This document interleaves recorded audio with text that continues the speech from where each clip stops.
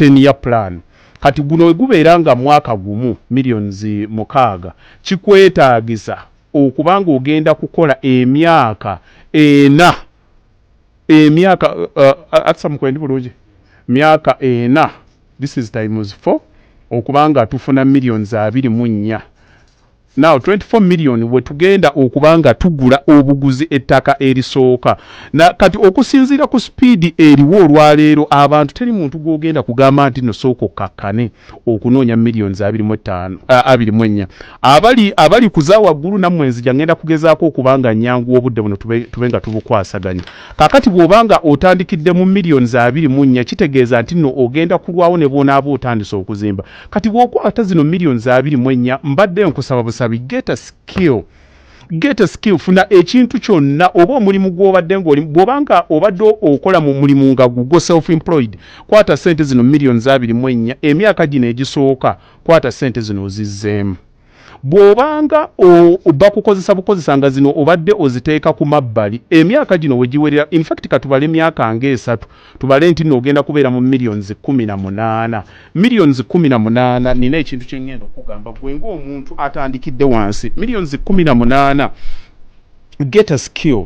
funa ekintu ky'oyagala gwe nga omuntu okisome kati mulimu ebintu byengenda ne mbasomesa n'omuntu n'agenda n'ankubira nga ayagala mu bulye bwe basuubula tiles ayagala mu bulye bwe batandika saluuni ennungi ayagala mu bulye bwe bagenda okutandika restaurant no ebintu bino ideas zigenda kubeera nga zizogwe nga muntu nze sigenda zigamba naye kye ngenda okuyambamu mu kyo kigenda kubeera personal skills interpersonal skills gwe ng'omuntu kyova olaba bwe tujja wano ne Mwami Newton tulina ebintu bye tugenda okubanga tubasomesa first of all okumanya market ziyimiridde zitya okumanya enjogera okuyiga engeri y'okwemaketinga nga bwe mundaba bwe nakomawo wano nkutte ekintu kyange nkipalapalanyiza nga bwe mukiraba obw'omu ekikuba leero oluddako nenkola emikwano nenfuna mastermind nga bwe mundaba era bwe mbeera wano ne Mwami Newton omuntu gwe tulina idea yeemu kati mulinamu abaana abali ekkata nze buli nagenda Dubai ejjuuzi buli lwobanga onnyuse mumaze muvudde mu katale otuuka ewantu ne babaleetera omuceere ogwo biryani oyo ne bamuleeta naye ffenna bwe tubeera eyo tubeera tumwagala wali otuuseeko wano n'okitunuulira nti tewaliwo muntu yali akozeewo restaurant efaanana bwetyo n'agiranga ku skeero nga bweri kubanga bwe tuba tukola business waliwo ekintu kye bagenda okusomesa ekiri logical njagala akantu kano okanootinga wansi waliwo ekintu ekiri logical ekikola amakulu ngenda kubaako kyenkubulya olaba bw'ogenda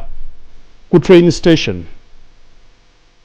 nobanga ogirinda omanyi obudde bwe bwoli okubanga omanyi nti train yegenda kujja tugambe essaawa 4:30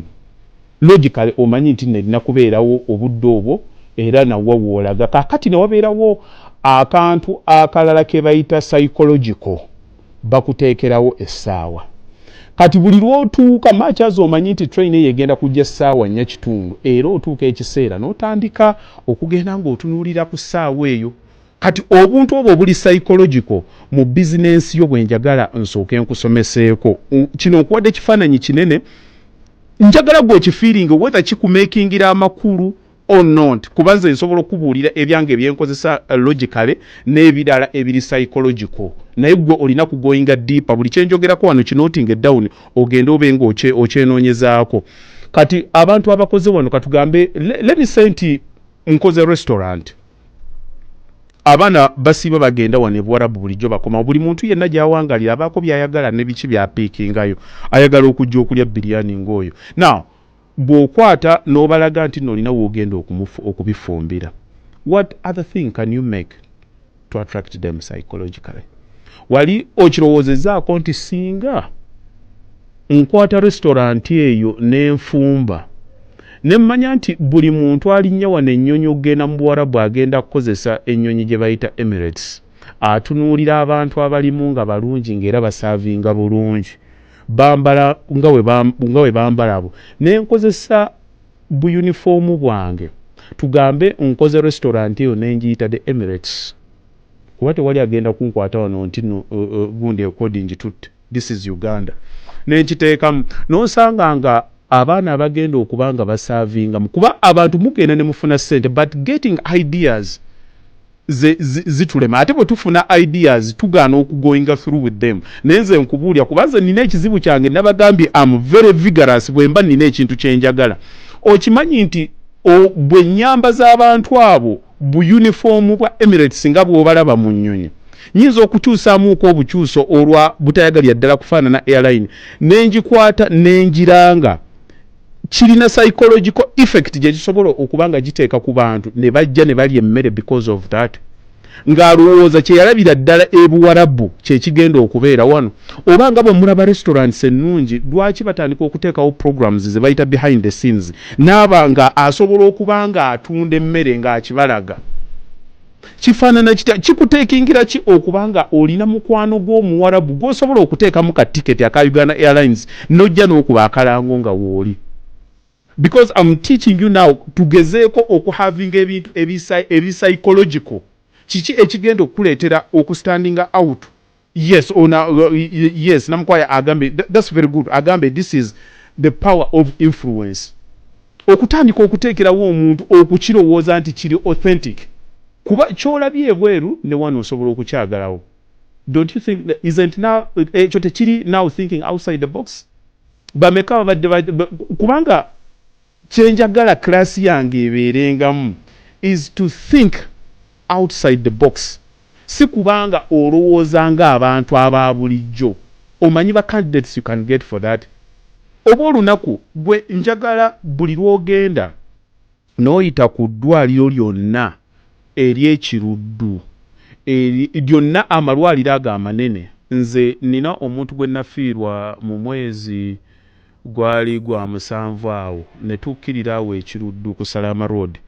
ne tugenda wansi okumugyayo wansi bwe natuuka eyo dwe namanya nti abantu mu nsi bafa ng'emirambo giri eyo gitudde waggulu tukaabira bulamu wansi emirambo gye giri wansi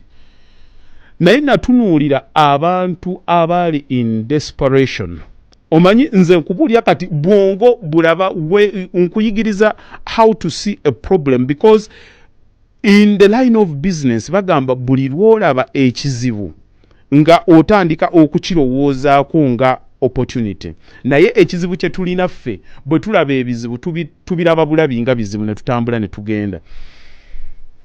abantu abo gye bafiira have you ever thought kuba kantandika okwogera naawe ng'omuntu kinnoomu wali ofiiriddwako omuntu wo wali olabyeko stress depression gy'oyitamu nga ggwe omuntu n'olabira ddala nga weetaaga obulamu bwo bubudaabuda naye ng'obuliddwa omuntu asobola okukubudaabuda bonna bajja ne bakusuza wiiki emu ey'okubiri ne batambula ne bagenda n'okisigalamu ng'oli wekka it's you by yourself naye mmwe abasinga obungi audience gye njogera nammwe muli bantu b'ebweru abantu ab'ebweru omuntu bw'afiirwa what happens mujje mutunuulye simanyi mbuwarabu gye bakikola naye nze bwe nabeerako mu western countries nalabanga balina engeri gye babudaabudamu abantu psychologically omanyi nti abantu abo bonna abafa buli aveeyo aba alina pain anywhere you see pain there's market sikyogera mu bubi kubanga kiba kyetaagisa naye nze nkubulya buli lwolaba nga waliwo omuntu ekimulemeredde aba yeetaaga solution kyova olaba buli ddwaliro weriri opposite waliwo batunda makeesi g'abafu kubanga mwaligaanye nti mutukuba ekisiraani mweyongereyo naye nedda bw'oba omaze okufiirwa keesi y'omufu yeebeera solution so just business has to be brutal kakati abantu abo wali okyegendereza nti nabo babeerawo naye nga banoonya muntu abayamba mwe kakati abantu muli ebweru mulimu abantu ddala abalina ssente olina kugamba nina milioni 10 nina milioni 2 simanyi kyengenda kukola Kampala bw'atuuka wano naye ayagala kujja already bw'asanga nga waliwo asuubula ebintu naye ayagala kutandika kukasuubula why can't we just think outside the box ne tutandika okuba nga tusobola okuteekawo services zobadde tolowoozaako naye nga zisobola okuhappeninga abo abantu beekugamba babeera bafiiriddwa watya ng'ogenze mu kyalo